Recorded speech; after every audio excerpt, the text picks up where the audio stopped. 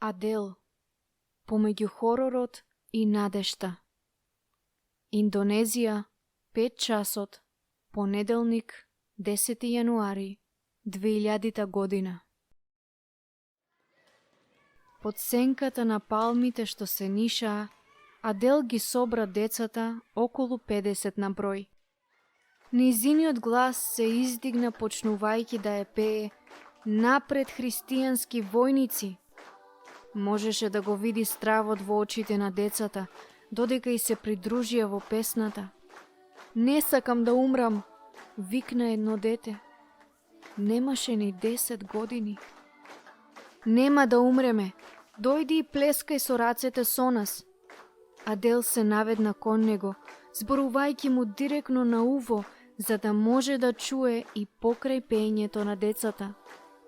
Уплашеното момче немаше желба да им се придружи. Пееја и друга песна, плескајќи заеднички со рацете што трепереа. Адел се обидуваше да го задуши викањето, врисоците и теророт што доаѓаше од падината на околу километар подолу. Знаеше дека мора да ги држи децата да не заплачат, особено постарите. Ако некој од нив почнеше да цимоли, ќе се создадеше масовна хистерија. Адел им се восхитуваше на храброста. Се чинеше дека и другите родители, кои беа собрани во мали групи околу децата, почнаа да добиваат сила од смелите млади. Додека пеењето продолжи, Адел се загледа над насобраната младина и ги забележа нејзините 2 деца. Кристина имаше 9, а Кристијано 7 години.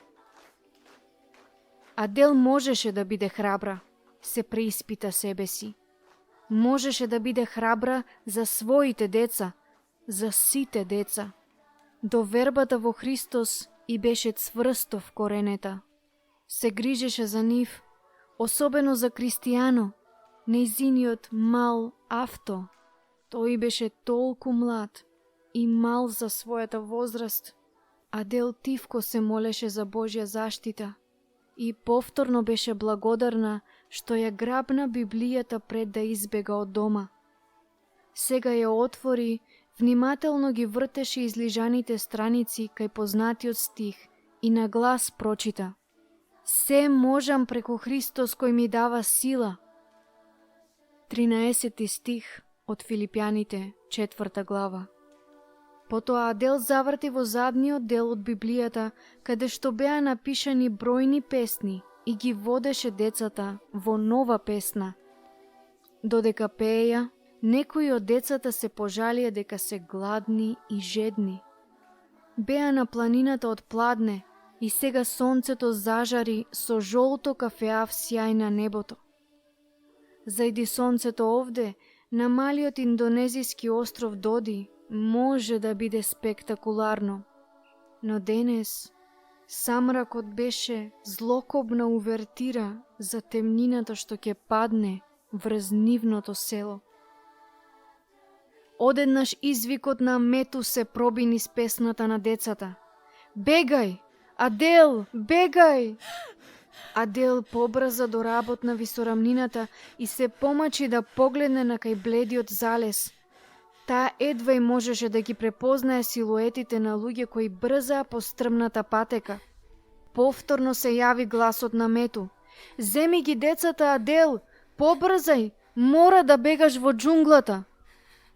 Наместо тоа, Адел се здрви, парализирана од крцкавите звуци на огнот што сега се заврти кон падината, додека чадот се издигаше на затемнетото небо. Тие го запалија целото село. Знаеше дека секоја куќа ќе изгори, вклучувајќи ја и нејзината. Се мачеше врз изборот што мора да го направи. Дали треба да му помогне на Мету додека се пробиваше низ карпестиот бедем или да трча кон нејзините деца? Се случуваше пребрзо. На сличен начин како што цел живот на човек може да му помине моментално во мислите, Минатото и иднината на Адел се судрија во нејзините мисли. Две прекрасни деца, драг сопруг, животот ти беше добар.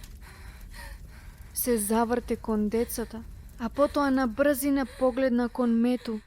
Во тој момент се сети на непоканетото, смело 17 годишно момче, кое тврдоглаво седеше на каучот на мајка ѝ. Само Бог може сега да те оддели. Јули 1989 година. Мамо, тој личи на мајмун! Адел саскаше ѕиркајќи од вратата на кујната кон младичот кој чекаше во дневната соба. Мајка ѝ не беше импресионирана. Адел може би беше премала да се мажи, но можеше да покаже малку почит и разбирање за непоколебливата одлучност на младичот. Тој доаѓаше секој ден во исто време во нејзиниот дом. Адел не знаеше дали е повеќе поласкана или вознемирена, додека секој ден Мету удобно си се сместуваше на каучот и го повторуваше истото барање. Всушност, Адел му одговараше безброј пати, но Мету или ќе одбиеше да го прифати нејзиниот одговор, или само се преправаше дека не ја слуша. Не сакам да се мажам, премлада сум, и дури и да сакам да се омажам, не сакам да се омажам за тебе. Адел не попушташе. Имаше 17 години и нејзината убавина започна да цути, но не ја интересираше да започне врска, иако имаше многу можности за тоа. Мету не се расправаше, ниту пак се навреди на нејзините бурни забелешки. Тој само седеше и трпеливо и повторуваше на Адел дека треба да стане негова жена. Тоа е Божји план, дури и да мислиш дека личам на мајмун. Адел се кикотеше додека ја забележа насмевката на мајка ѝ. Со решителност, Мету уште еднаш ја запроси. Па, ќе се омажиш за мене?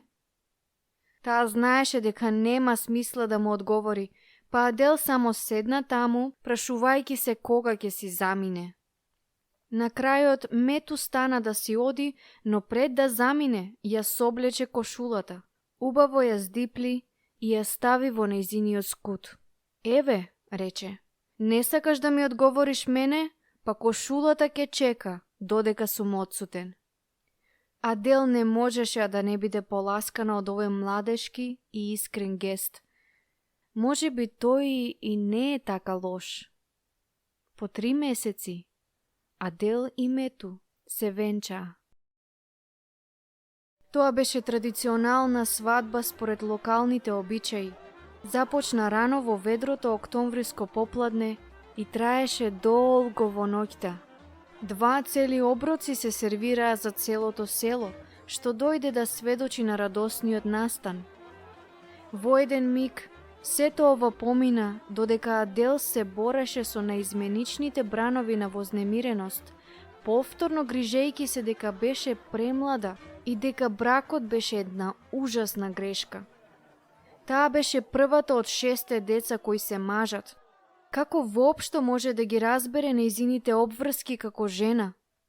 Само зборовите на пасторот по церемонијата донесоа нова утеха кај невестата. Адел, и рече тој, сега само Бог може да ве раздели тебе и Мету. Адел забремени 1 месец по свадбата. И иако го носеше бебето до крај, бебето се роди мртво, по долго и интензивно породување. Адел и Мету беа скршени. Но по 5 месеци Адел повторно забремени. Овој пат детето се роди 3 месеци порано и не се очекуваше да преживее. Пријателите кои дошле да ја посетат, ја утешувале Адел и ја охрабрувале да биде силна кога бебето ќе умре. Моето бебе нема да умре, решително одговори Адел. Нејзиното срце беше целосно уверено и таа одби да се поколеба на мислењето на семејството или соседите. Таа нема да изгуби уште едно дете. Адел нежно ја легна новородената ќерка на перница и нежно изборуваше на малечкото девојче, молејки се на Бог истовремено. Зошто си тука, Кристина? Шепотеше таа. Не го дочека своето време во утробата, но сега си тука, иако си толку малечка. Мето и јас те сакаме толку многу и знам дека Бог ќе те заштити.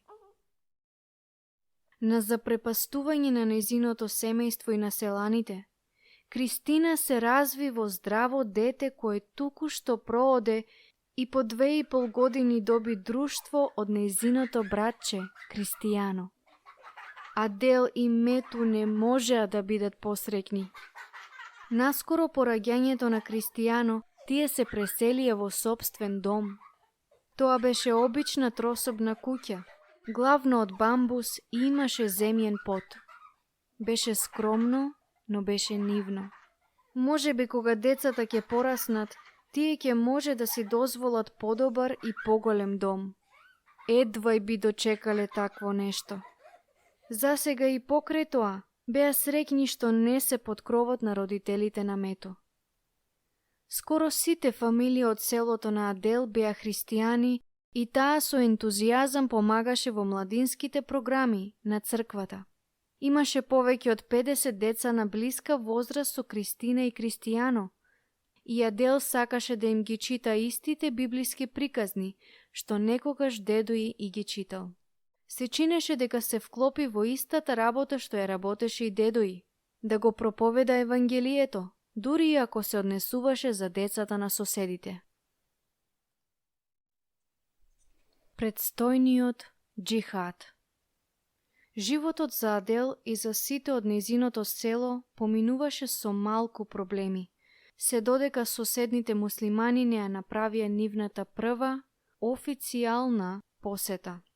Иако во тоа време не го разбираше тоа, ноќната мора започна во 15 часот на 9 септември 1999 година, ден кој што Адел никогаш нема да го заборави. На звукот на надојдената возбуда, таа побрза надвор и веднаш го забележа транспарентот. На него имаше испечатено само 2 збора со големи задебелени букви – Цинти Дамаи, што значи сакаме мир. Околу транспарентот беа собрани 30 на мажи, жени и деца од соседното село Дахма. Луѓе од Доди, извика еден средновечен маж со темна кожа. Ние сме вашите соседи и ние треба да се посветиме да живееме во мир едни со други. Немаше озвучување, но неговиот продорен глас се разлеваше лесно низ толпата. Тој стоеше дигнат и потпрен на стара дрвена тераса на куќата каде што беа собрани. Не треба да постојат недоразбирања или борби помеѓу муслиманските и христијанските села. Сите треба да живеат во мир. Адел и другите кои се насобраа околу терасата помислија дека ова е чудно, бидејќи немаше никакви претходни судири. Туку тие ја испружија раката на пријателство кон нивните посетители, кои останаа цело попладне. Подоцна вечерта, откако Мето се врати од работа во локалните рудници, Адел му го раскажа настанот. Но што е со гласините? Се запраша Мето. Чудно делче од една гласина кружеше дека 9-тиот ден од 9-тиот месец на 1999 година ќе биде црн ден за христијаните од островот Доди. Меѓутоа Мето и Адел ја отфрлиле гласината таква каква што е. Сега тие ја земале предвид посетата на муслиманите и се сложиле дека не постои видлива закана. Всушност, постоела весела атмосфера, додека нивните деца си играле заедно. Поминаа речиси 4 месеци без инцидент или причина за сомнеш, а жителите на Доди предпоставија дека гласината нема основа се до крајот на Божик, кога Јулпиус, еден млад трговец, се врати во селото по неуспешен обид да го напушти островот. Сретнувајќи го брзо по неговото заминување, селаните го прашаа зошто се врати толку брзо. Тие не ме пуштија да си одам, одговори Јулпиус. Кој? Зошто? Праша еден човек додека другите се туркаа напред со зголемена загриженост. Јулпиус продолжи. Една група муслимани ме запреа и не знам зошто. Прво само ми рекоа да не си заминувам сега, дека е многу опасно. Се спротивставив и им реков дека треба да заминам од островот по намирници, но нив тоа не ги интересираше. Се налутија и се чинеа навредени затоа што сум христијанин. Препознав некои од мажите кои беа дел од групата што не посети, за да го прокламира така наречениот мир. Не сакав повеќе неволи, па се вратив назад. Адел, Мету и многу други започнаа да размислуваат за приказната на Јулпиус, сеќавајќи се на настаните од 9 септември. Но без доказ за заканувачка опасност, не можеа да сторат нешто во врска со тоа. Потоа, на 10 јануари, нивните најлоши стравови поминаа низ селото, како разгневена бура. Адел одмараше со болниот Кристијано напладне, кога се разбудија од звуците на пресвртот, што се случи меѓу соседите. Адел се стрча надвор и забрефта од глетката на големи облаци чад, што се издигаа во далечината. Соседното село, христијанското село, гореше. Потоа дојдоа силни повици на паника. Мора да им ги запалиме куќите. 3000 вооружени муслимани идеа на кај нив и немаше многу надеж за запирање на предстојниот џихад. Арапски збор, што значи света војна. Адел се стрча внатре, викајќи по Кристина и Кристијано, но никој не одговори. Тропањето на срцето на Адел се засили, додека очајнички ги бараше децата надвор, викајќи ги по име. На крајот, некои кажа дека ги виделе како се пробиваат кон висорамнината зад селото. Адел се стрча назад уште еднаш и побрза да земе некои работи. Додека се упатуваше кон вратата, ја забележа Библијата на масата, ја зграби и избега.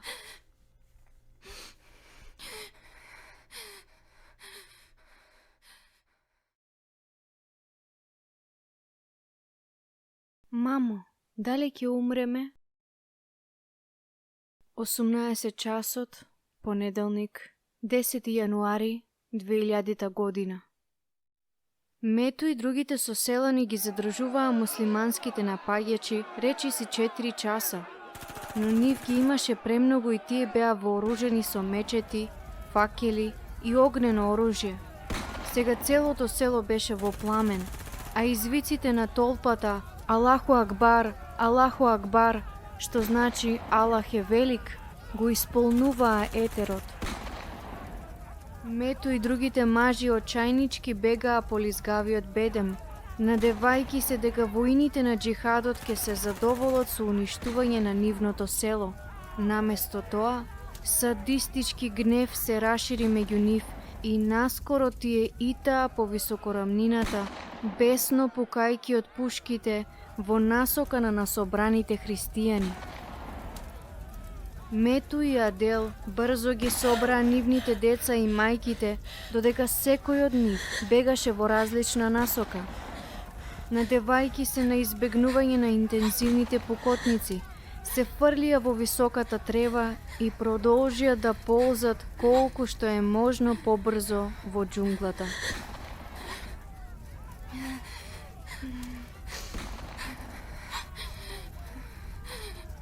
Но напорното патување на раце и колена се покажа потешко откако започна да врне силен дожд, претворајќи ја земјата во непрекинати бари со кал. Поречиси двочасовното ползење низ густата џунгла, Дојдоа до една напуштена плевна на крајот од една плантажа за кокос. Направена од дрво со 3 страни и покрив, се употребуваше од фармерите за одмор од спурната попладневна жега за време на жетвата. Со сигурност оваа вечер ќе послужи како светилиште за измореното семејство. Тие беа исцрпени за да можат да продолжат. Кристина и Кристијано заспаа речиси веднаш, кога Адел ги спушти на рогозината од бамбус, што ја пронајдоа во напуштената плевна. Како и остатокот од семејството, децата беа покиснати и покриени со кал. И додека кревката структура им обезбеди за солниште, покривот беше цел со дупки, низ кои што тенките капки дожд паѓаа врз децата. Адел не можеше веќе да издржи. Како дождот, солзите потекоа низ нејзиното лице додека липаше на глас.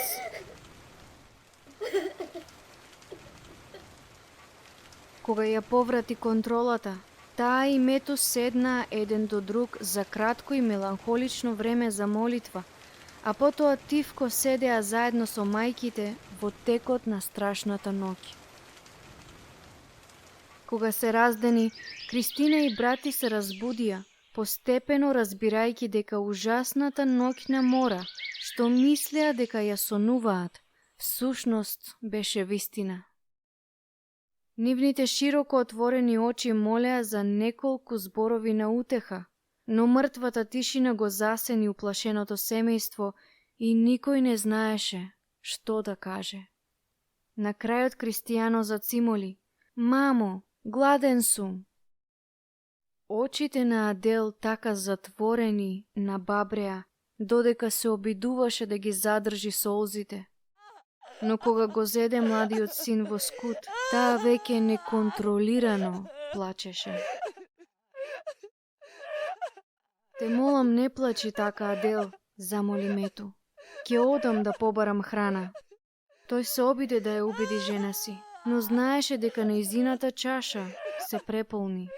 Срцето на Адел беше растргнато, додека безпомошно беше сведок на страдањето на нејзините скапоцени деца. Мету тргна назад кон уништеното село да побара храна. Адел го молеше да не оди, но знаеше дека мора да сторат нешто. Не можеа да останат во плевната без храна и вода.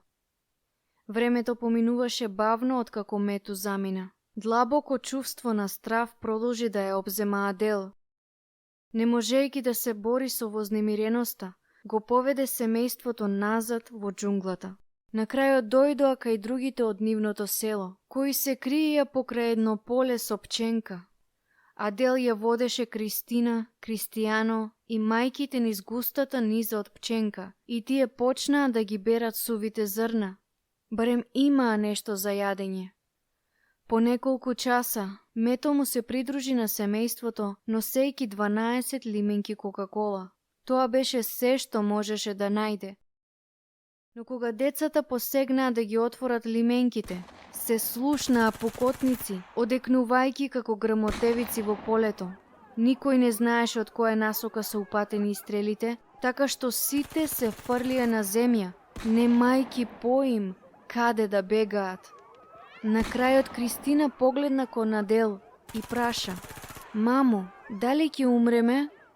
"Да, така е," беше мислата што се истргна низ умот на Адел, но знаеше дека мора да биде храбра за своите деца.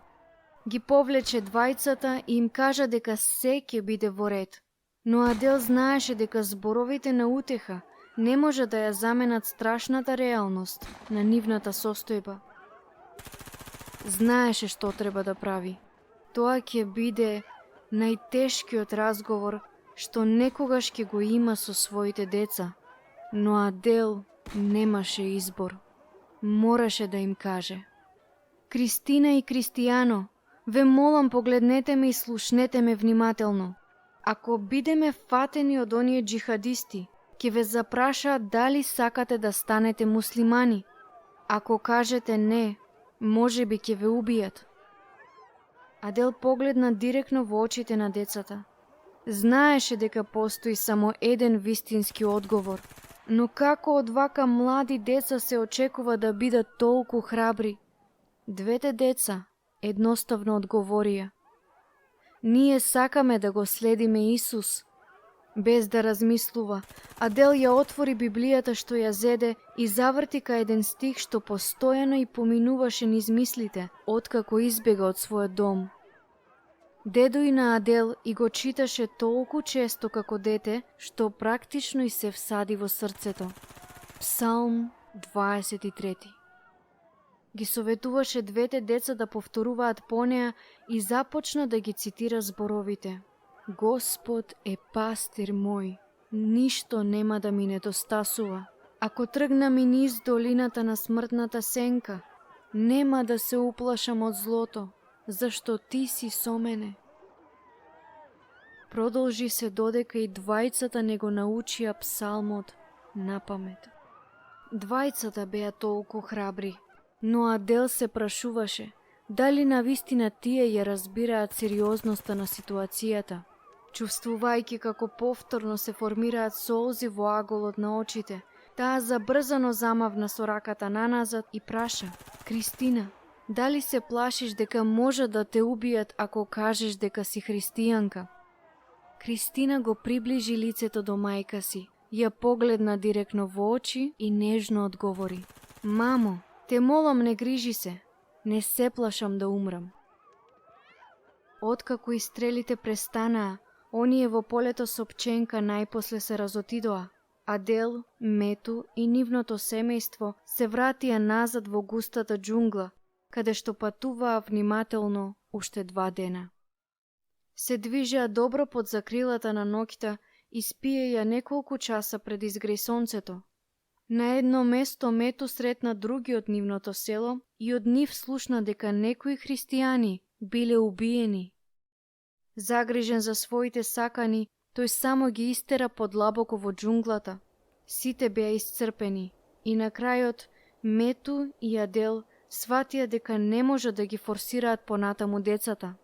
Иако имаа малку свежо кокосово млеко, тегобите од гладта се влошуваа и Адел плачеше секогаш кога некој од децата ќе побараше храна. Се сретнаа и со таткото и братот на Мету. Дојдоа до едно место за кое што Мету веруваше дека е безбедно за одмор и собраа неколку суви палмини лисија за децата да можат да седнат. Слушајќи ги шумливите звуци на реката под клисурата, тој и брат му одлучија на ризик да се спуштат долу и да видат дали можат да најдат нешто за јадење. На таква чувствителна возраст, Кристијано не разбра зошто немаа никаква храна изминатите неколку дена и директно праша дали може да добие малку ориз и риба. Таткот ќе се врати веднаш и можеби ќе донесе малку риба, потоа ќе јадеме, му кажа Адел, обидувајќи се да понуди мало охрабрување. Но таа знаеше дека постои мала шанса Мету да најде храна за нив и го повлече Кристијано поблиску, тивко мрморејќи некој рефрен и нежно го нишаше. Семоќната крв на Исус. Поминаа помалку од 10 минути кога го слушна Мету како врисна. Адел првин помисли дека е луд што така вика, знаејќи дека војниците на џихадот се блиску. Потоа свати дека Мету веќе беше опколен и тој повика кон Адел и останатото семејство да бегаат. Повторно ги слушна зборовите што и го замрзнаа срцето само неколку дена порано. Бегај, Адел, бегај! Пред повторно Мету да извика, Адел слушна рафално пукање од автоматско оружје. Веднаш скокна, но држејќи го Кристијано во преградка околу вратот, се сопна, се заврте навреме да погледне кон Кристина како трча во насока на врисокот на Мету. Адел зеде здив да повика кон неа да застане, но беше предоцна. Тие беа опколени од мажи во бели долги наметки. Кристијано лежеше на земја каде што Адел го остави. Кога се обиде да стане, Еден од мажите замавна со мачетата и го фати по грбот со широката страна на сечилото. Адел врисна најгласно и се фрли врз синот за да го заштити малото тело од другиот удар. Можеше да види како побелува лицето на синчето од страв и од шок, но нејзините обиди да му помогне на Кристијано беа бескорисни, бидејќи еден од муслиманите ја грабна за долгата црна коса и лесно ја подигна во воздух. Крвавата мачета го притисна вратот на Адел, додека мажите насила ја доведоа до еден пар бамбусови дрва. Таа знаеше за нивните намери, кога почнаа да ја кинат облеката. Се уште ја држеше цврсто Библијата, но таа падна на земја, лесно како и нејзината облека. Ад ги затвори очите, тивко се молеше за нејзиното семејство и го молеше Бог да ја спаси од силување. Адел потоа ги слушна врисоците на мајка ѝ, свекрва ѝ и нејзиниот скапоцен Кристијано и знаеше дека се масакрирани од злобните насилници кои ги истераа од нивниот дом. Тоа беше премногу за да може да го носи. На работна несвестица, таа падна на колена додека гледаше кон оние што го напаѓаа незиното семејство и одеа на кај неа.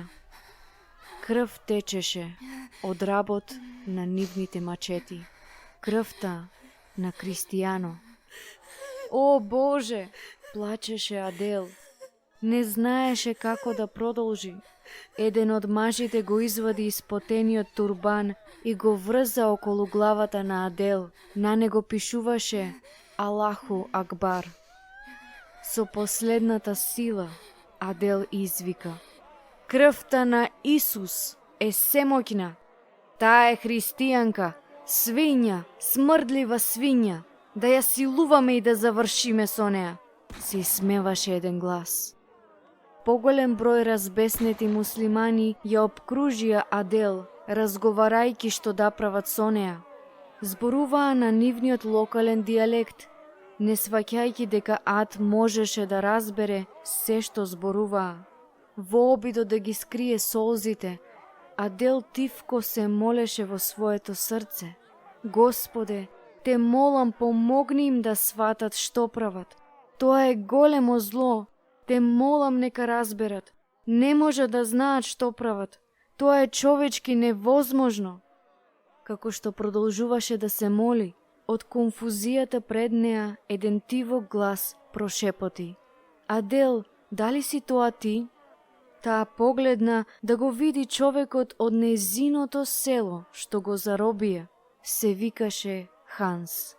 Ханс беше соблечен гол и многу крвареше. Нејзиното срце падна во подлабок очај. Беше сигурна дека тој нема да го преживее денот. Го праша дали го видел Мету или Кристина. Тој негираше со главата.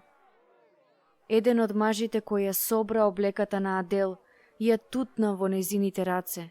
Таа не смееше да се облече. Гледаше во Библијата, искината на парчиња.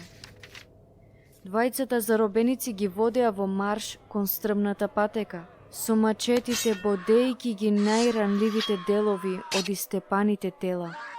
Како што патеката се стеснуваше, Адел погледна надолу под гребенот, сваќајќи на колкава височина се наоѓа и колку е лесно да се скокне. Знаеше дека веројатно ќе загине доколку скокне, но се беше во ред. Помогни ми, Господе, те молам, помогни ми, постојано молеше, воздржувајќи се од искушението да скокне. Дојде на крајот, до врвот на планината каде што беа собрани над 1000 војни на джихадот.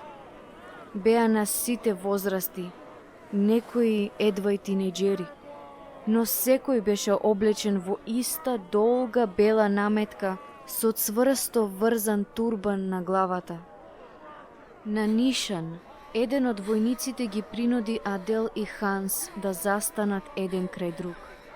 Војникот беше на средна возраст, со широки раменици. Ја одложи пушката настрана и бавно ја извлече долгата мачета од футролата. Адел погледна наоколу сваќајќи дека таа и Ханс се единствените христијани во морето од бели наметки. Ги затвори очите, верувајќи и надевајќи се дека конечно ќе дојде крајот. Во секунда почувствува топол млас крв како тече низ нејзиното лице и тело. Крвта на Исус Христос е семоќна, извика таа повторно и повторно. И Ханс викаше. Таа можеше да ги слушне гневните гласови на другите мажи, како викаат и пеат во позадина. Не се осмели да ги отвори очите. Ако ги држеше затворени доволно долго, помисли, ќе може да ги отвори на другата страна, на небото. Но по одредено чекање, кое што се чинеше дека трае со часови, не издржа туку ги отвори очните капаци. Пред неа беше осакатеното тело на Ханс.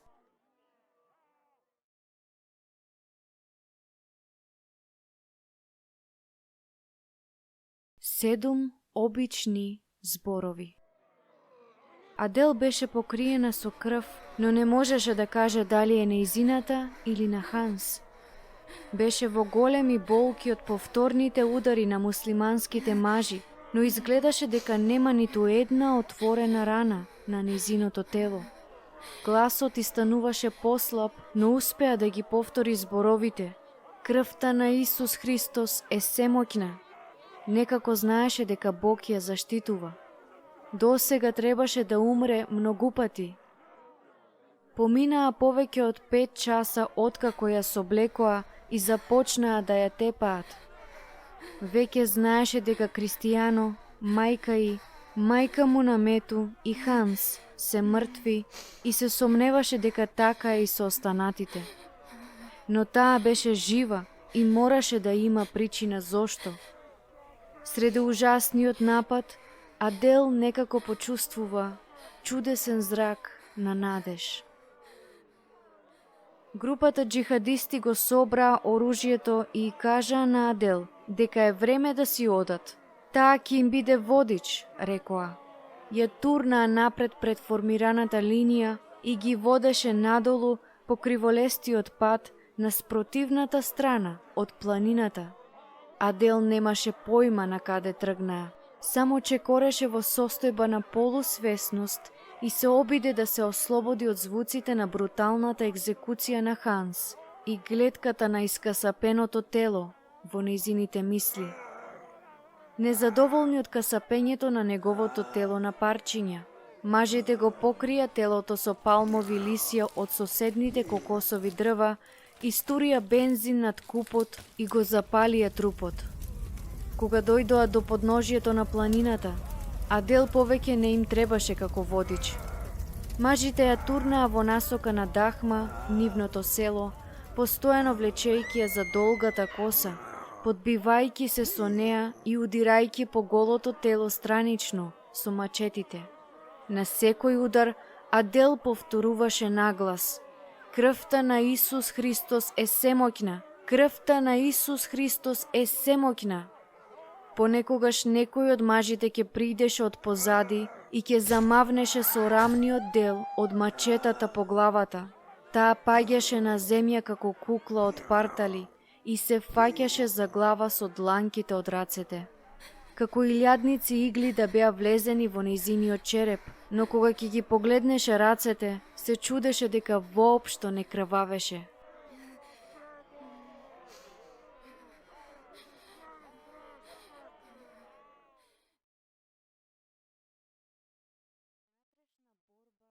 Внатрешна борба со омразата.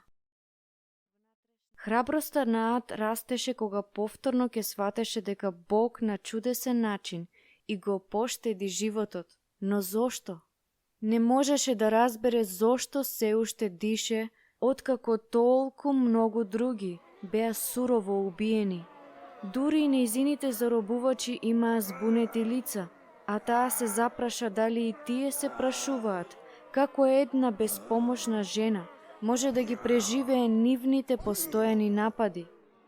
Уште повеќе беа бесни дека таа постојано ја повикуваше крвта на Исус.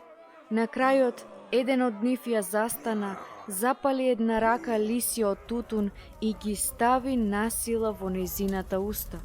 Очите на Адел се расширија, додека ги гледаше запалените лисја како се приближуваат. Се обиде да се спротивстави, но немаше начин да ги победи неговите силни раце. Убеден дека конечно го заќуте неверникот, човекот се насмеа на задоволство на присутните. Но откако ги изваде рацете од устата на Адел, таа ги плукна лисјата што тлеја и со увереност рече: крвта на Исус Христос е семоќна. 6 обични зборови станаа се пореални, како што пеколната ноќна мора на Адел продолжуваше. Сонцето зајде и светлината на речиси полната месечина го осветлуваше нивниот пат кон Дахма. Адел можеше да ги види светлата од домовите и силуетите на децата како трчаат и играат. Си го замисли нејзиното село и тажно се сеќаваше како децата си играа во квечерините, исто како и овие деца.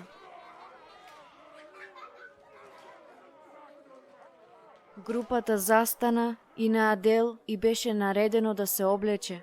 Двајца млади мажи, нема повеќе од 20 години, ги оставија со пиштоли да ја чуваат Адел, додека другите продолжија кон селото.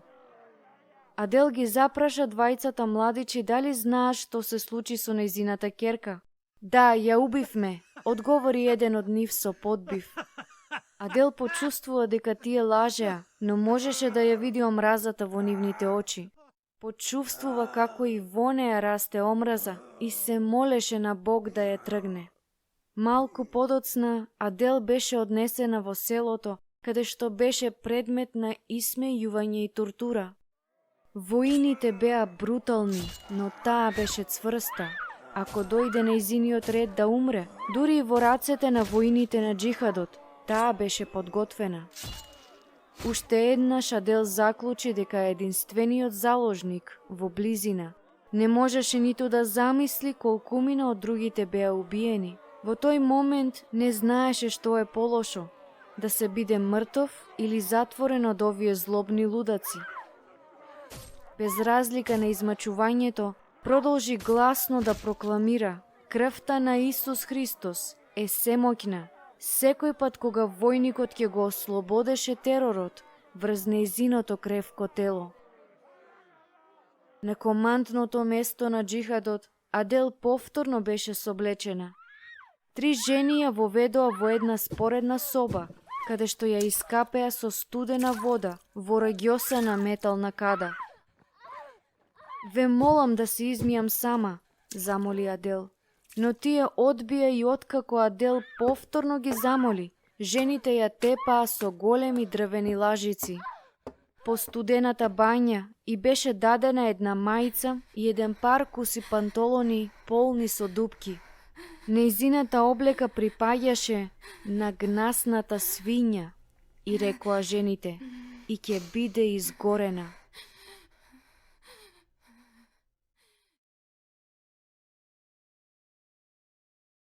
Каде се кријат христијаните?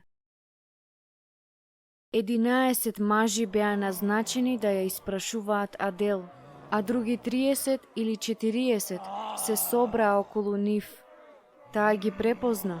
Многумина од водачите беа оние луѓе кои со транспарент дојдоа во нејзиното село на 9 септември, на кој што пишуваше «Мир за островот Доди».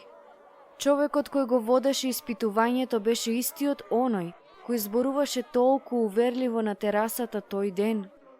Повторно Адел почувствува како во неа расте омраза, додека свати дека луѓето кои дојдоа да го направат заветот на мирот, се вратија да го нападнат нејзиното село и да ги убијат нејзините пријатели и семејство, вклучувајќи го и скапоцениот Кристијано. Сега, додека решително ја седнаа на дрвена столица во средина на собата, се запраша што им значеше таа дефиниција на мирот.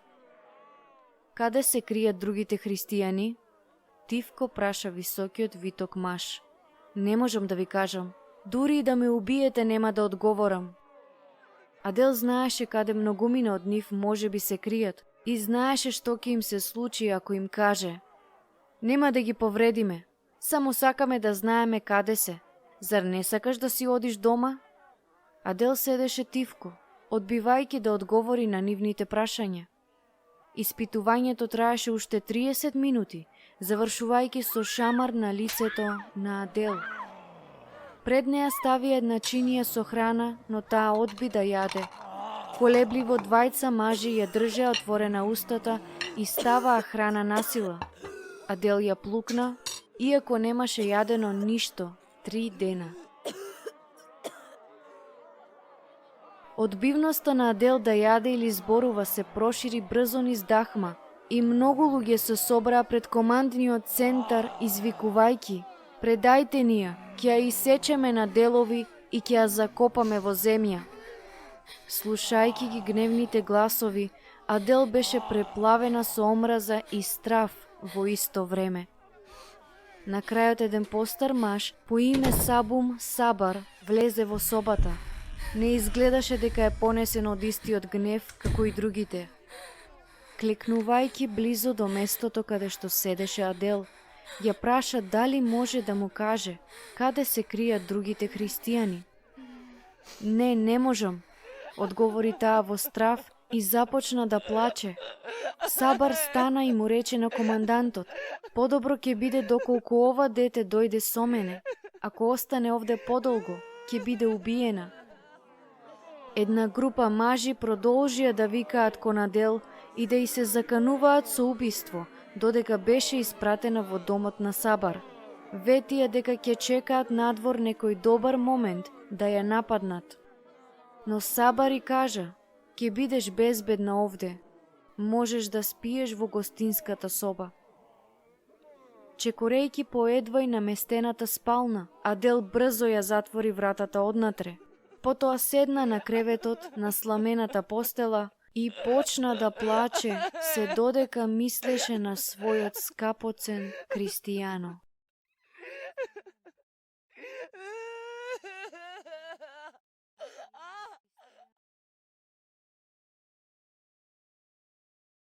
Зар не мислиш дека тој може да те спаси од оваа ситуација?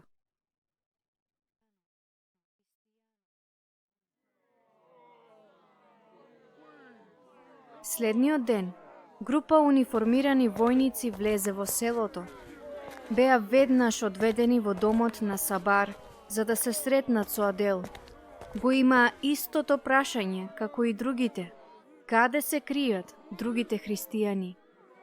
Адел одби да одговори и беше дозволено да се врати во својата соба, но можеше да ги слушне мажите како разговараат преку тенките ѕидови. Решителните војници имаа само една цел – да ги најдат другите христијани, и тие одлучија дека Адел треба да оди со нив како нивни водич. Адел беше застрашена, си вети во своето срце дека попрво ќе умре. Подоцна попладнето, 3 жени од селото и донесоа храна на Адел, но таа повторно одби да јаде. Додека жените меѓусебно зборуваа, Адел свати дека ги знае од претходно. Беа од едно друго село и беа христијанки по раѓање. Меѓутоа се омажија за муслимани и беа убедени да го прифатат исламот. Една од жените, Уми, започна зајадливо да ја критикува Адел. Ти си крива што син ти и мајка ти се мртви, ја прекори. Одби да го прифатиш исламот, но сега го доживуваш непосредно. Сакаш да веруваш во Исус, но дали мислиш дека тој може да те спаси од ова? Доста, Уми, престани да зборуваш така, заповеда една од другите жени. Што си замислуваш, дали Мухамед ќе не спаси? Адел можеше да ја види нежноста во очите на жената. И пред да замине, Адел дојде до неа и ја гушна. Жената започна да плаче и прошепоти на уво: може би еден ден ќе можам да се вратам кај Христос. Адел не можеше да разбере дали таа изјави така или сакаше да открие дали е тоа можно. Ја погледна ражалостено и нежно ѝ одговори: ако навистина сакаш да му се вратиш на Господ, тој ќе направи пат. Додека се стемнуваше, војниците се вратија. Се одлучи дека сите христијани од островот треба да се опколат и дека Адел е најдобрата личност што ќе им помогне да ги најдат. Откако ќе ги соберат, сите треба да се запалат. Никој не треба да остане жив. Адел знаеше дека ништо не може да го запре нивниот злобен план. Па така остана заклучена во својата соба и се молеше за сила. Ако ја земат како водич, знаеше дека одбивањето да им помогне ќе значи сигурна смрт. Некои луѓе почнаа да воскликнуваат пред домот на Сабар, а Адел се провлече до надворешниот зид, да дзирне низ пукнатините, за да види што се случува. Тројца војници фатија уште едно христијанско семејство. Мажот беше убиен, а жената и трите деца беа на пат за Дахма. Ги слушна како зборуваат дека жената се вика Роза. Срцето на Адел потона додека се враќаше до Рогозината. Го познаваше добро тоа семејство. Едно од децата беше на возраст како Кристијано и скоро секој ден си играа кај нив дома. Околу полноќ Сабар се врати во собата. Лицето му беше зачудено. Адел, што ќе правиме? Војската бара да одиш со нив. Адел беше зачудена дека тој се обрати во множина. Сабар како да се идентификуваше со нејзините страдања. Неговата добрина понуди мал остров на удобност во опкружувањето на омразата. Но Адел знаеше дека нема избор. Кажи им дека можат веднаш да ме стрелаат. Нема да одам со нив. Зошто се плашиш од нив? Праша Сабар. Бидејќи ги знам нивните планови, ги слушнав што зборуваат и нема да им помогнам да убијат кого било, одговори таа. Сабар си замина. Уште една непроспиена ноќ и Адел се уште одбиваше да јаде. Во утринските часови стигнаа нови извештаи. Уште едно семејство е убиено. Повеќе жени и деца заробени. Најдена млада девојка. Адел се прашуваше дали ќе слушне нешто за Кристина. Дали е таа една од новите заробеници? Адел помисли дека можеби е подобро ако Кристина е убиена. Тоа беше застрашувачка мисла, но се уплаши што можат грозните војници да ја направат на нејзината сладка, невина керкичка.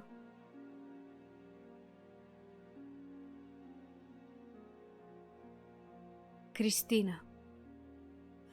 Околу 4 часот наутро, Ад плачеше кон Бог. Зошто не дозволиш да умрам? Солзите доаѓаа и доаѓаа, една по една без прекин се тркалаа по нејзиното лице, додека го повторуваше истото прашање. Зошто? Немилосрдните закани продолжија надвор од нејзината соба. Еден човек речи си успеа да ја прободе туркајќи ја својата мачета низ надворешниот зид во собата. Две од жените кои ја посетија Адел предходниот ден се вратија за да ја молат да јаде, но таа одби.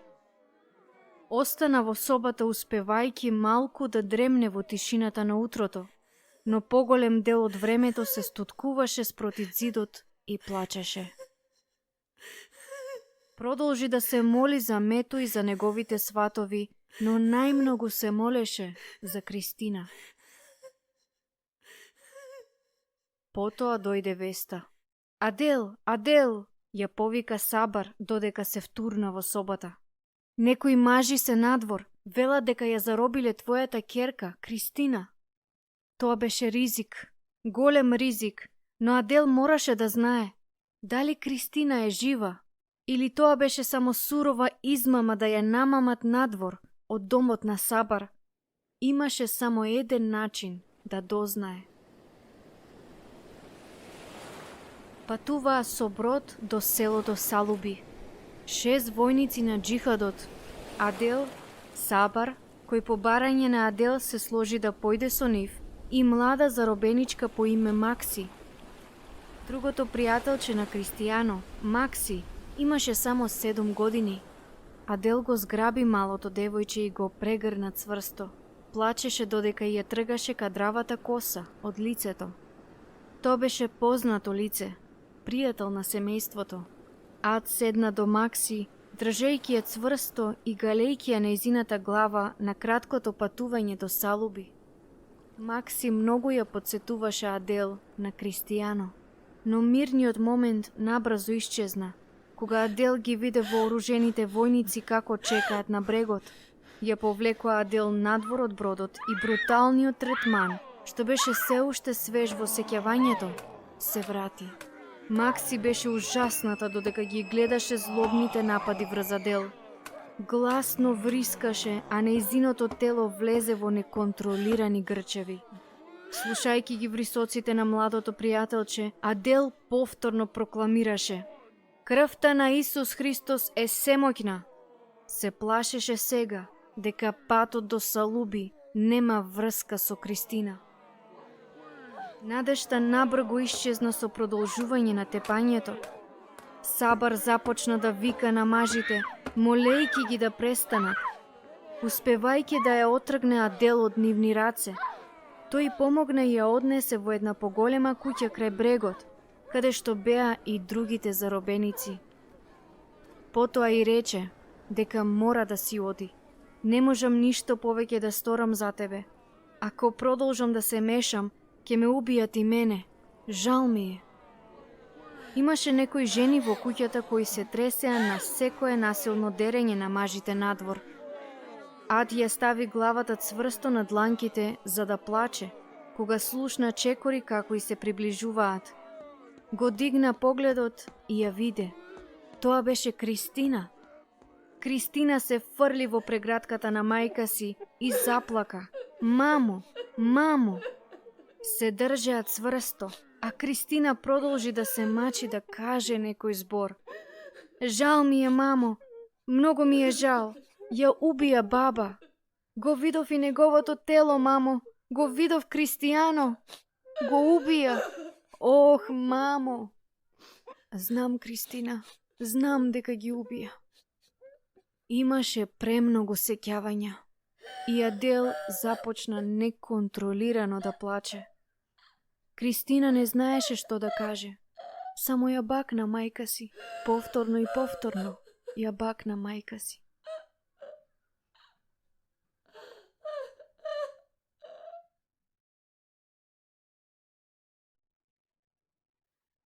Барање одговор што нема да дојде.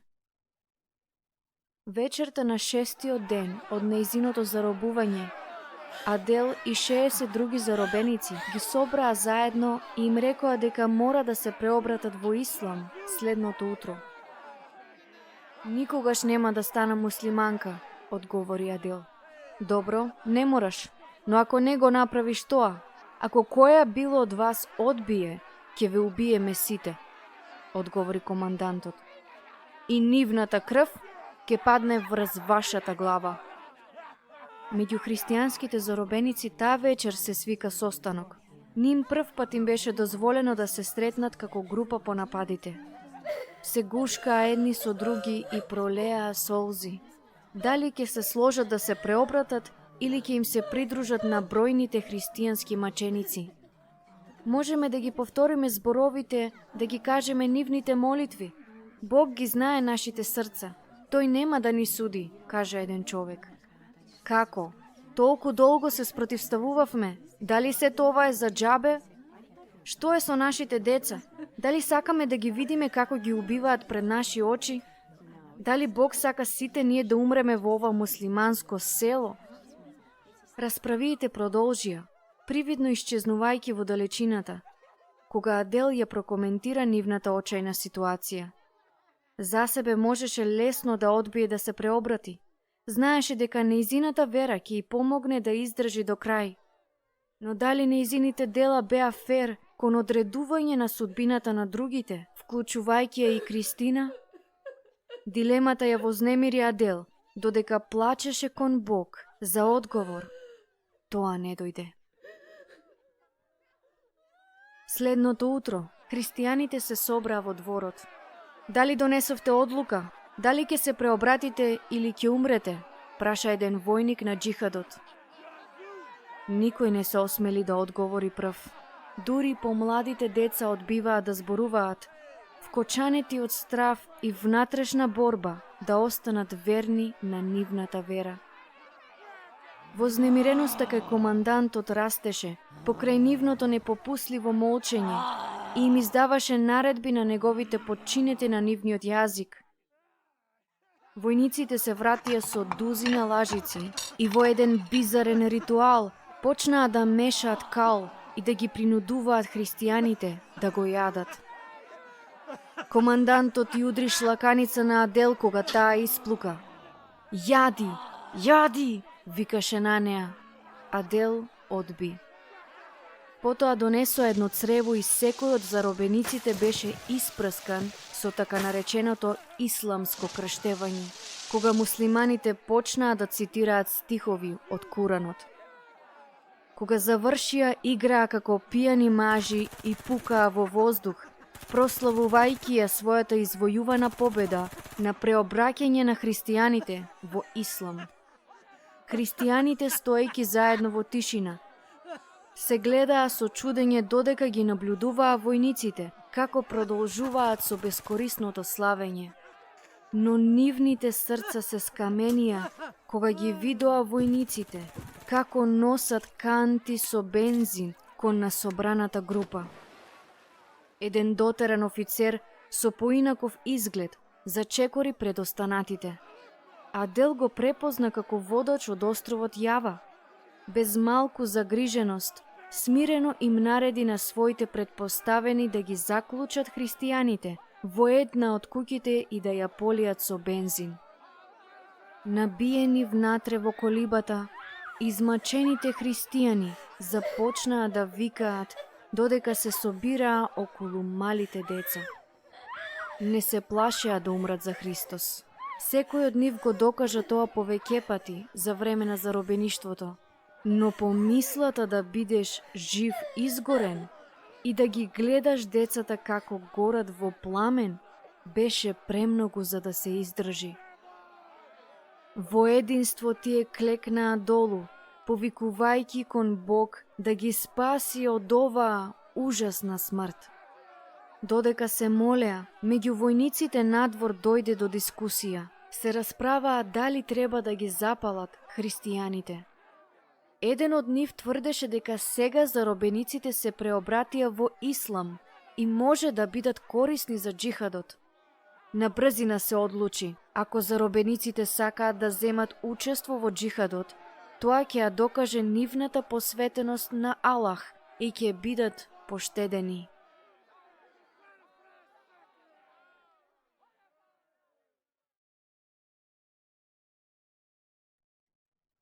Цената на бунтовништвото.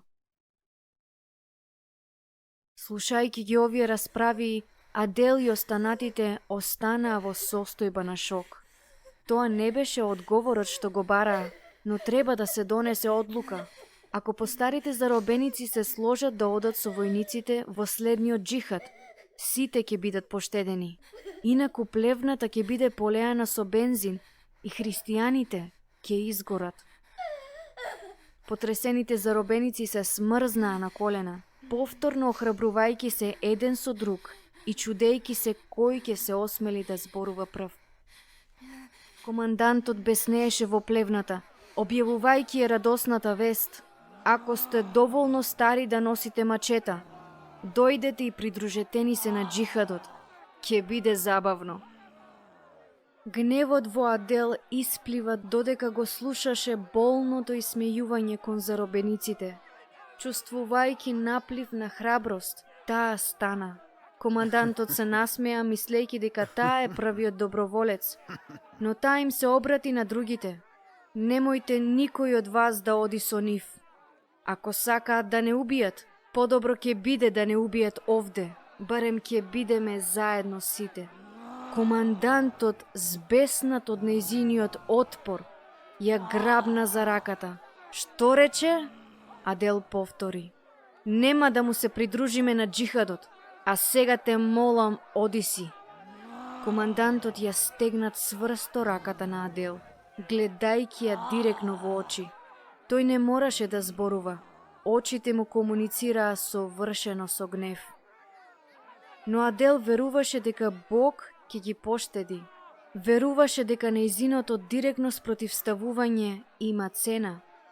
Додека командантот на брзина се заврти и ја напушти собата, другите, восхитувајќи се на издржливоста на Адел, се прашуваа дали сега таа ги запечати нивните судбини.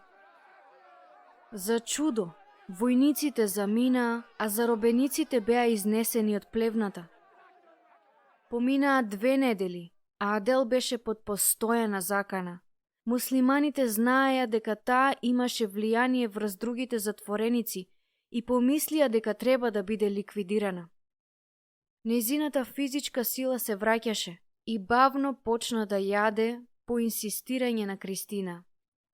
Милитантните водачи патуваа и се враќаа до едно мало село и секојдневно дискутираа што треба да се стори со заробениците. Се сомневаа во искреното преобраќање на христијаните во ислам и се расправаа дека треба да ги запалат како што беше претходно планирано и да го заштитат нивното село од секакво понатамошно сквернување. Како последна шанса за потврда на преобраќањето на затворениците, одлучија дека сите жени треба да бидат обрежани. Некои од жените беа ужаснати и почнаа хистерично да плачат. Нивните противници го потврдија сомнежот кај командантот на селото и тој повторно инсистираше да бидат екзекутирани. Другите се уште мислеа дека христијаните може да им користат доколку останат живи, така што муслиманите меѓу себе одлучија засега да ги остават живи. Меѓутоа ги зедоа сите девојчиња кои се уште не беа адолесцентни, вклучувајќи ја и Кристина, и грубо ги исекоа. Болката беше измачувачка, а Кристина плачеше непрекинато. Гневот на Адел излезе и повторно се обиде да го контролира сличниот бес што вриеше во неа. Нејзиното измачување беше над секоја граница, но гледањето на страдањето на ќерка ѝ ја влоши ситуацијата кон полошо. Адел чувствуваше омраза кон секој муслиманин, освен кон Сабар. Знаеше дека омразата е рак за душата и дека единствен лек за тоа е прошката. Но простувањето беше толку далечно, невозможно. Се што можеше да прави е да се моли. Поминаа 6 недели без директна закана за екзекуција, но Адел остана длабоко вознемирена. Можеше да види како ја гледаат муслиманските мажи и една група веќе се обиде да ја силува. Можеше да почувствува како расте нивната похота во деновите што доаѓаа и се прашуваше колку долго може да се одбрани. Дури и командантот на селото се однесуваше непристојно. Таа копнееше по утеха за Мету, прашувајќи се дали е воопшто жив.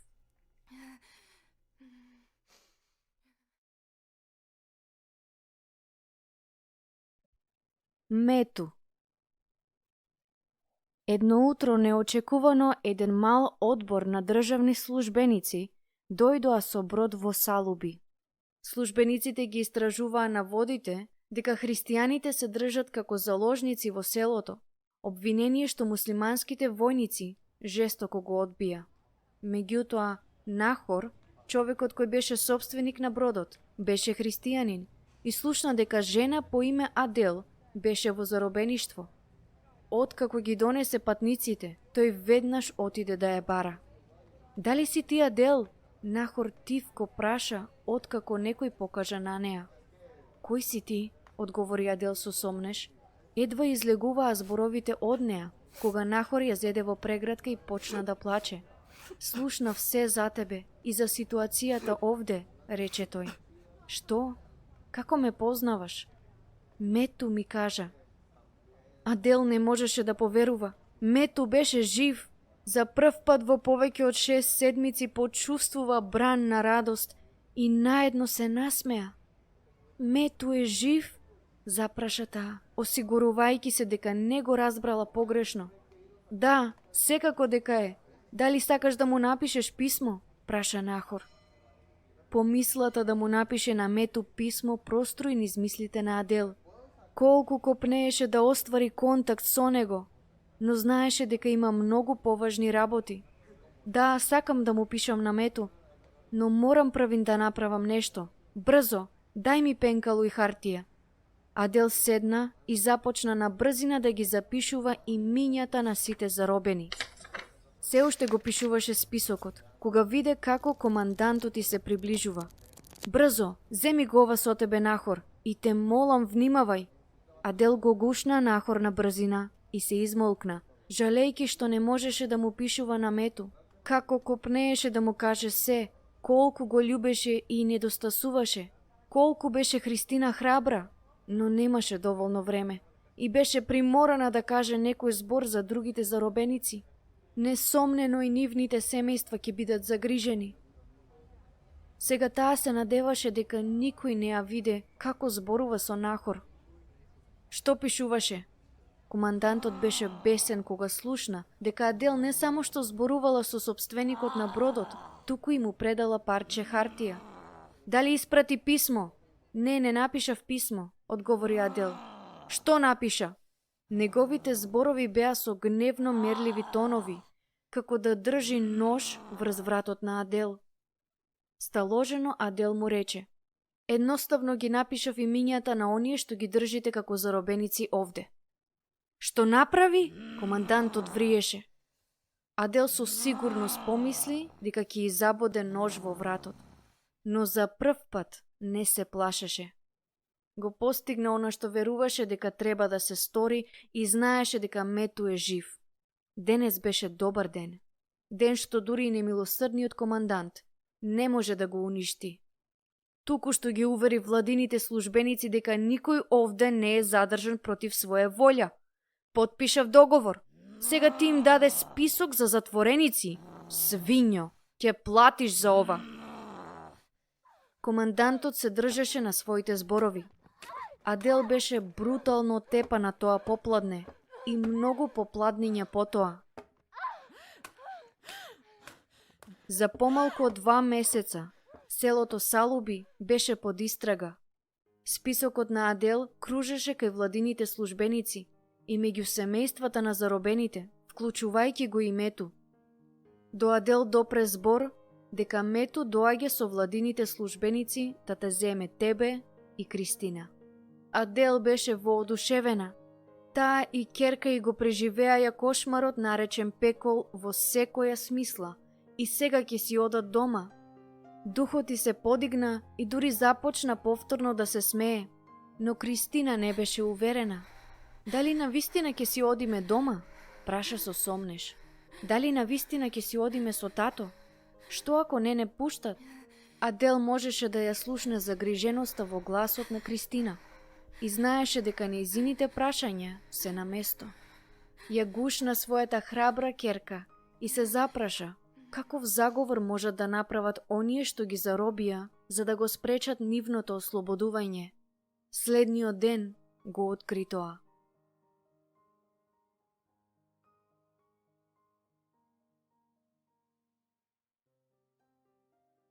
Не можам да заминам со тебе. Адел и Кристина беа принудени да застанат пред сите на собрани заробеници.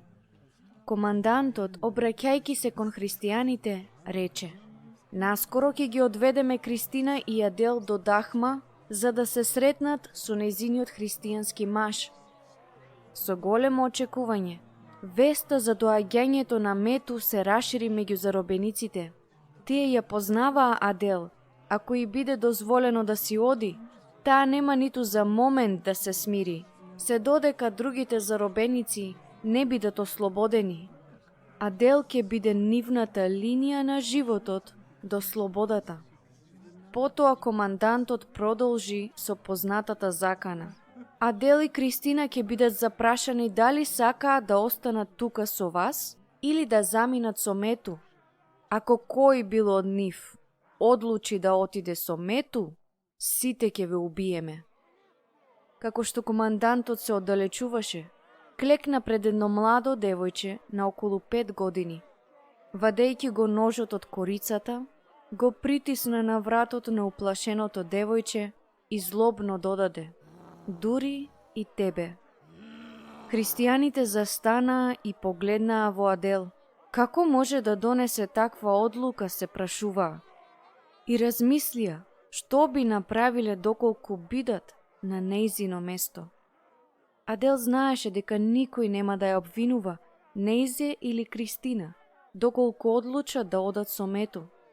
Но пред да може да им понуди некаков одговор, командантот заповеда: одиме. Сега, Адел не знаеше дека Мету веќе чека на нив. Се случуваше многу брзо. И требаше време да се моли и да размисли дали командантот навистина ќе ги убие сите или тоа беше само блеф. Како може да му го сврти грбот на Мету? Но како може да донесе избор што би значил смрт на другите заробеници? Пред да дознае, ја доведоа во собата каде што Мету седеше наспроти воените офицери.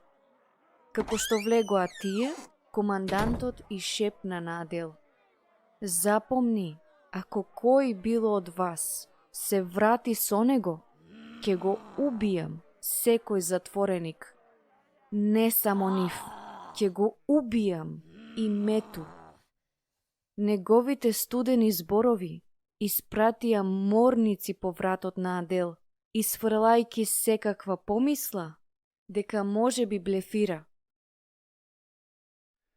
Адел можеше да ја види болката во очите на Мету. Колку копнееше да биде заедно со својата жена и ќерка. Последните 3 месеци за него беа како цел живот, но сега имаше надеж. Тој беше одлучен и Адел знаеше дека веќе се беше заветувал во своето срце, дека нема да ја напушти собата без нив. Се што можеше да направи е да се моли за сила. Еден офицер се представи како господин Саид и без двоумење праша: Адел, дали сакаш да заминеш со Мету или да останеш во Салуби? Адел знаеше дека ова ќе биде прашана. Збор по збор и беше сугерирано точно како треба да одговори. Се обиде да зборува, но нејзините усни се движеа без звук. Господин Саид го повтори прашањето малку погласно.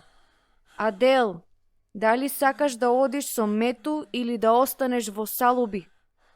Ад погледна директно во очите на Мету, кој се чудеше сега зошто и треба толку долго да одговори. Мету, солзи се стракалаа по нејзиното лице додека се гушеше во зборовите. Не можам да заминам со тебе. Мету беше подготвен да скокне од столицата, да се стрча кон Адел и да ја праша зошто. Но Саид го задржа, не дозволувајќи му да одговори. Веднаш Саид го постави истото прашање до Кристина. Адел се уште плачеше додека ја гледаше ќерка си, несигурна како таа ќе одговори. Немаше време да зборува со Кристина и сега беше уверена дека ќе ги убијат сите затвореници и Мету, ако некој од нив се согласи да се врати со Мету. Но како може 9-годишна ќерка да ја свати сериозноста и да се сложи да отиде со својот татко?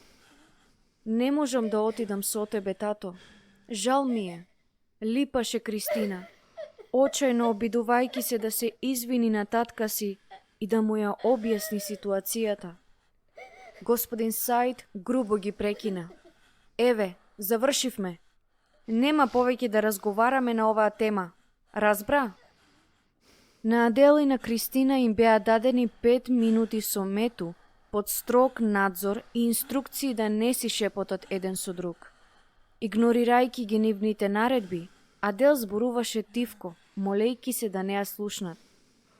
Мету, морав да одговорам вака. Се заканија дека ќе ги убие другите ако отидеме со тебе. Те молам немој да ме мразиш. Додека живеам нема да се откажам од надежта. Знам еден ден повторно ќе бидеме заедно. Мето ја погледна својата прекрасна жена, гледајќи ја болката во нејзините очи и дури восхитувајќи се на нејзината храброст. Немаше повеќе што да си кажат. Само го погледна своето семејство и едноставно одговори. Разбирам. Како што брзо започна овој состанок, така и заврши, а Адел и Кристина беа одведени од собата. Адел се заврти да го погледне уште еднаш Мету, но командантот ја виде, замавнувајќи со тупаницата кон неа. Не гледај по него, шиштеше тој. Тој е само дете на Исус, тој е свиња. Со скршени надежи, Адел можеше само да замислува каква ќе и биде иднината. Се што можеше да прави е да плаче. Следните неколку седмици Адел се прилепи на надежта дека еден ден ќе се соедини повторно со Мету. Тоа ја ублажи бескрајната болка на нејзиното заробеништво и даде нешто за што може да се држи, без разлика дали стануваше збор за далечен сон. Потоа, на 10 април, нејзиниот сон се претвори во кошмар. Адел, започна командантот, решив што ќе правам со тебе. Ми предизвика многу болка и очигледно си подбуцнувач. Решив да му дозволам на еден од мажите да се ожени за тебе. Може би тој ќе може да те контролира. Адел не можеше да поверува. Не можам да се омажам за никого. Веќе сум мажена за Мету. Ти кажав Мету не е маж, тој е свиња и не го признавам неговиот брак со тебе. Ако одбиеш да се омажиш за човекот што го избрав за тебе, ќе им дозволам на сите да те имаат. Командантот не прифаќаше други аргументи и Адел знаеше според неговиот тврд поглед дека беше сериозен. Ке нема излез. Адел отиде кај другите заробенички и ги молеше да ја помогнат. Знаеше дека не можат да сторат многу, но се надеваше дека барем ќе застанат со неа во протест против принудениот брак. Но другите останаа тивки, плашејќи се за своите животи. На крајот една и кажа, ако не се омажеш за еден од нив, може би ќе не силуваат и убијат сите. Адел беше вознемирена. Се обиде толку напорно да остане со овие жени, а сега се чувствува предадена. Почна да плаче.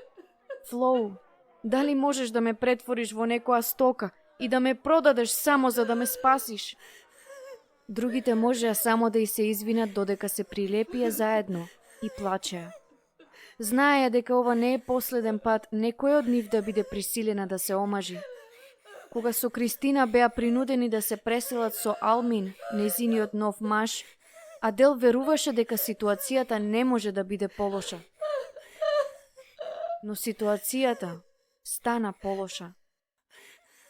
По неколку месеци Адел забремени.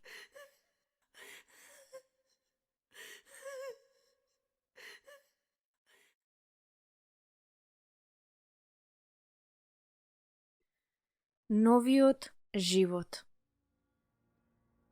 До октомври емоционалната состојба на Адел целосно се сруши. Почувствува дека неконтролирано паѓа надолу, низ бескрајна јама.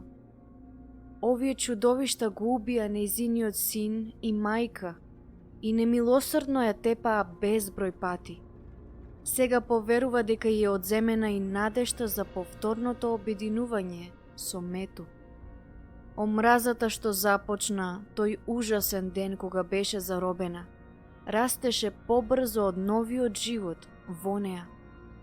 Плачеше додека ја бараше надежта, но не ја најде. Не можеше ниту да го сака ни невиното бебе во нејзината утроба. За Адел, тоа беше потсетник на се она што и го одзедоа. Нема да им дозволам да земаат повеќе, одлучи таа. Чекаше додека не беше сама. Потоа зеде нож од куинскиот шанк. Беше тешко да се поверува дека работите се развиваат до тој степен. Адел се запрашуваше зошто е поштедена да доживува само таков очај. Знаеше дека Бог ја спаси, но повеќе не чувствуваше дека треба да живее. Пополека, приближувајќи го ножот до својата утроба, ги затвори очите и се молеше Бог да ја прости. Застани, мамо! Кристина извика додека се стрча во собата и го зграби ножот од рацете на мајка ѝ. Адел се скрши во солзи и падна на подот. Кристина сега плачеше со мајка ѝ. Мамо, што правиш? Не можеш да си го правиш ова на себе. И ова бебе не направило никому лошо. Тоа е невино. Адел беше скршена. 4 часа плачеше додека зборовите на Кристина поминуваа како ехо во низиното срце и душа. Го молеше Бог да ја прости, додека ја исповедаше омразата кон оние што ја држат во заробеништво. Започна да сваќа како нејзиниот гнев, речи си уништил еден невин живот, исто како што војниците на джихадот и направиле на неа. Беше една свесна реалност, иако веднаш не ја почувствува прошката врз оние кои ја повредија. Знаеше дека ќе има желба да ја дозволи на Божјата благодет да работи. Омразата ја блокираше силата на исцелението на Божјата љубов, што сега започна да ја доживува. Адел започна да ја гали утробата и да му зборува на младиот живот во себе. Верувајќи дека е девојче, бебето го нарече Сара. Сара, те молам, прости ми. Прости ги гревовите на твојата мајка, ништо не си направила лошо. Ти си доброто што може да произлезе од оваа лоша ситуација. Те љубам. Еден темен облак се подигна додека продолжуваше да се моли и да изборува на Сара. Претходно, Адел за нероденото бебе мислеше дека е другиот непријател, дете на убиецот на нејзиниот син. Сега свати дека тоа беше нејзино бебе и едно од Божите созданија. Додека ги гушкаше двете керки, во истиот момент се создаде поврзаноста.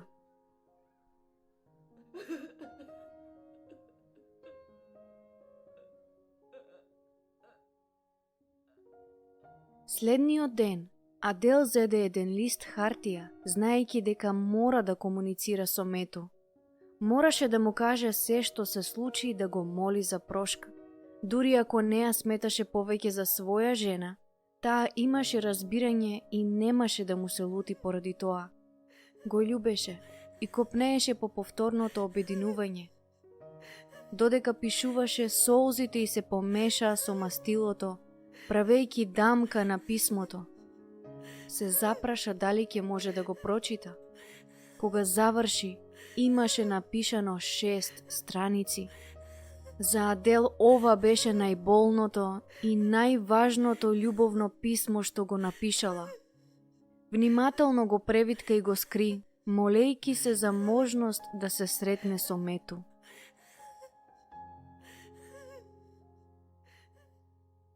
На 24 декември сите затвореници беа принудени да работат на плантажа со кокос. Беше тоа тешка работа, особено за Адел, која беше 6 месеци бремена. Но затворениците разбра дека тоа беше ден пред Божик и секој од нив уживаше во минатите празнични сеќавања. Таа вечер кога Адел започна тивко да ја пее Тивка ноќ, другите ѝ се придружија. Набрзо сите започнаа да ја пеат песната, додека зачудените лица на стражарите слушаа со сомнеш. Секој од нив беше свесен за опасноста да се пее традиционална христијанска песна за Христос. Веројатно ќе бидат тепани, но никого не го загрижуваше тоа. радоста на пеењето би била достојна за казната. Подоцна вечерта тие пееја и се сеќаваа на своите семејства. Телата им беа заробени, но душите беа слободни додека продолжуваа да му пеат на небесата. Следното утро плачеа со солзи на тага и радост, жалејки за своето заробеништво, но со надеж за посрекните денови. Никогаш нема да го заборават заедничкиот Божик на полињата. На 18 март се роди Сара. Сега, откако се роди бебето, Кристина почувствува дека е време да й каже на мајка си: мора да се обидеш да избегаш, само ти и Сара, мора да си одиш, ако не отидеш, ќе умрам тука. Не можам да те напуштам, Кристина, никогаш нема да те напуштам, ја уверуваше Адел керка си. Мамо, послушај ме, мораш да заминеш, зборуваше жилавото 10-годишно дете. Алмин никогаш нема да дозволи да живееме заедно, но ако ти и Сара заминете, ќе помисли дека ќе се вратиш, но не смееш, мора да го најдеш тато. Тој ќе се врати по мене. Тоа ни е единствената надеж. Адел знаеше дека керка е во право, но не знаеше како да оствари една таква идеја. Не знаеше дали Мету ќе ја прими назад, а тука беше и Сара. Адел едноставно немаше храброст да го испланира нивното бегство со толку многу прашања што висеа во воздухот. Тогаш, во април, дојде одговорот. Адел го носеше писмото за Мету повеќе од 6 месеци, надевајки се и молејки се за можност да го испрати. Едно попладне, додека некои деца беа во посета на селото, се пружи една можност. Адел познаваше едно од децата и тивко се приближи до местото каде што се играа. На брзина му ги даде писмото на детето што го познаваше и го замоли да се погрижи да стигне до нејзиниот маж Мету. Детето само го зеде писмото и намигна со одобрување. Адел се врати дома молејки се писмото да стигне до Мету, молејки се да ја прости, молејки се уште да ја сака. Секој ден Адел погледнуваше низ селото, нетрпеливо чекајки детето да се врати на посета. По неколку дена, нејзиното чекање заврши. Дали го виде Мету? Дали му го даде писмото? На брзина го праша детето на кое му го даде писмото. Да, му го дадов на Мету и истовремено кога му го дадов, тој ми го даде ова. Адел се зачуди кога девојчето й предаде писмо. Мету и напише и пред да го прими нејзиното писмо. Можеше тоа да го примети по бледата боја на пликот и излижаните рабови, дека го носел подолго време како што таа го носела писмото што го напиша за него. Размисли да го прочита веднаш, но бргу се предомисли. Што ако Мету ја замрази? Што ако се оженил со друга жена?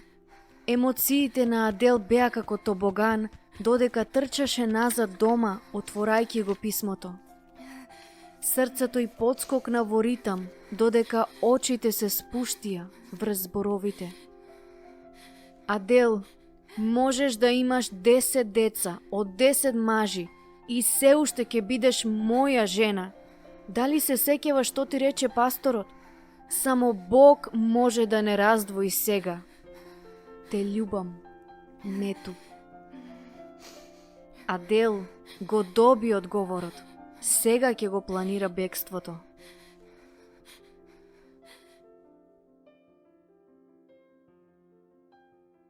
Бегство и ослободување. По едва и 2 месеца, на 18 јуни, Алмин и дозволи на Адел да посети некои роднини на соседниот остров. Држејќи ја цврсто Сара, Ад отиде по Кристина додека се качуваше на мал фериброд. Но Алмин ја повлече Кристина назад. Таа ќе остане. Адел го молеше Алмин да й дозволи на Кристина да оди, но тој одби. Не одам без Кристина, инсистираше таа, но Алмин не попушташе. Знаеше дека жена му ќе побегне ако Кристина отиде со нив. Но се беше според планот на Кристина. Ја гушна мајка си и шепна: "Те молам, мамо, вети ми дека со Сара ќе одиш кај тато. Те молам, ќе бидам во ред." Адел ја држеше цврсто Кристина, прашувајќи се како може да ја остави сама. Но изговорот на Кристина ја пресече директно во срце. Прашувајќи се како може ќерка и да биде толку храбра, Адел ја бакна и се збогува со неа. Знаеше дека може би нема да ја види подолго време, или може би никогаш. Адел стоеше крај оградата на бродот, кротко гледајќи како Кристина исчезнува во далечината. Ја гушна Сара и почна да плаче, запрашувајќи се уште еднаш дали ја донела вистинската одлука. Немаше намера да ги посети нејзините далечни роднини. На брзина ќе отиде да го најде Мету пред Алмин да свати дека побегнала. Потоа, некако, ќе мора да ја вратат Кристина. На Адел и беше потребна 1 седмица да го најде местото каде што престојуваше Мету.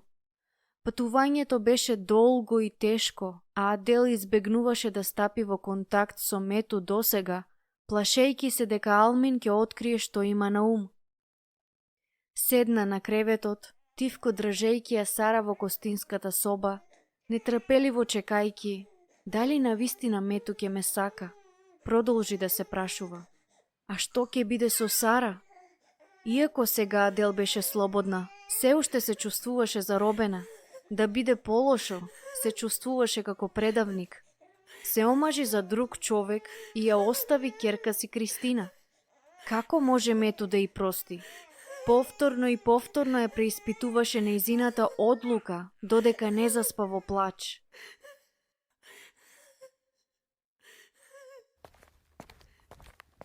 Адел се разбуди неочекувано од звуците на Мету, додека влегуваше во куќата. Седна на креветот треперејќи, потоа ја грабна Сара која се уште спиеше и стана. Одеднаш убедена дека направи голема грешка, Адел побрза да излезе од куќата. Не размислуваше каде ќе оди. Само ќе трча. Не можеше да се соочи со Мету. Но пред да излезе, Мету влезе. Без пауза, речиси во миг, ја претрча собата и ја гушна својата жена во радосна прегратка. Потоа го погледна бебето што го држеше Адел во рацете и се насмевна. Значи ова е нашата нова ќерка, рече тој. Адел заплака со солзи радосници, негувајќи го долго очекуваното обединување. Адел сакаше да се потпира на Мету за секогаш, да се насладува од сигурноста на неговите цврсти раце околу неа, но знаеше дека Мету мора да оди. Знаеше дека нема да се смири се додека не ја спаси Кристина. Адел нервозно чекаше ден за ден, немајки вести од Мету или од Кристина. Што доколку веќе ја убиле Кристина? Што ако Мету е мртов? За се сум крива. Се обиде да се бори со очајните прашања што незапирливо продираа во нејзините мисли, повикувајќи кон Бог за потврда. Адел најде утеха во познатите стихови од Словото, што очајно и недостасуваше во периодот од 18 месеци за робеништво. Се сети како војниците на джихадот ја искинаа нејзината Библија во џунглата. Адел заврте повторно во Филипјаните 13 глава и по навика ги читаше зборовите наглас. Се можам преку Христос, кој ми дава сила. Се присети кога последен пат ги читаше овие зборови. Беше тоа на висорамнината зад нејзиното село на денот на нападот. Од тогаш помина многу време и таа патуваше до пеколот и назад. Знаеше дека нејзиниот кошмар не е завршен и не можеше да престане да размислува за Кристина, прашувајќи се Дали ја предала својата сопствена ќерка? Мету беше одсутен повеќе од 2 седмици пред Ад да разбере дека е со Кристина и дека треба да дојде и веднаш да им се придружи. Конечно ќе бидат повторно заедно, како семејство.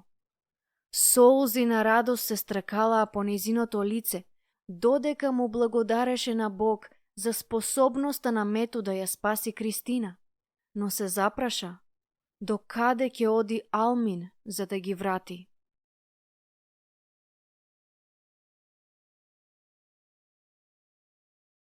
Епилог. Кога ја интервјуиравме Адел, таа и Мету студираа во тајното библиско училиште за евангелизатори. Иако поминаа неколку месеци откако избега, Ат и нејзиното семејство продолжија да бидат во постојано бегство, за да му побегнат на Алмин, кој со помош на многу муслимани што ги придобил, продолжил да ги брка. Во 1 или 2 случаи Адел беше речиси фатена. Адел мораше да се справи со 2 значајни работи по ослободувањето. Прво нешто за кое што не размислуваше дека некогаш ќе го направи.